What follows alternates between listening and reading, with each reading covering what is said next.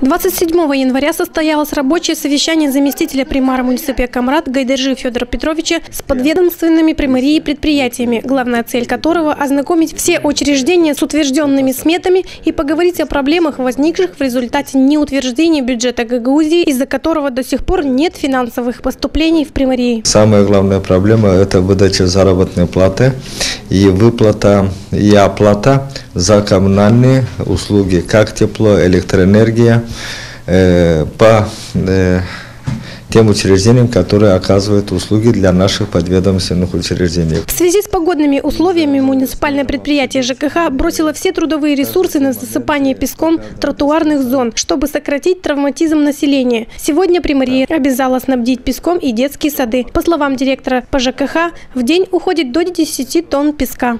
Вручную люди сейчас подсыпают полностью все дорожки.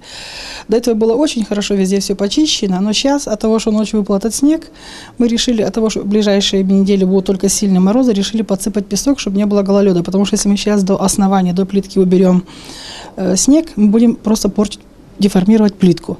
Считайте, что если в день уходит минимум 2 рейса, это 5 тонн за один рейс. Это до 10 тонн песка уходит за один день. Но это зависит от погодных условий, сколько его надо будет подсыпать и в каких объемах, имеется в виду, сколько улиц. Мы же все больше и больше расширяем территорию уборки, поэтому получается и больше. Особый акцент был поставлен на привлечение грантов и инвестиций через различные социальные проекты. В прошлом году из Фонда социальных инвестиций было привлечено много средств, что стало хорошим подспорьем для школьных и дошкольных учреждений. Это тех проектов, которые проходили в прошлом году, которые дал хороший положительный результат для наших подведомственных учреждений. Потому что, согласно тех нормативов, которые предусмотрены в бюджете, согласно утвержденного бюджета Республики Молдова, то они только едва хватает для выплаты заработной платы. Как отметил зампримара муниципия Камрат Федор Петрович Гайдержи, вопрос с заработными платами бюджетников города будет решен сразу же после того, как полностью будет утвержден бюджет Гагаузии на 2012 год.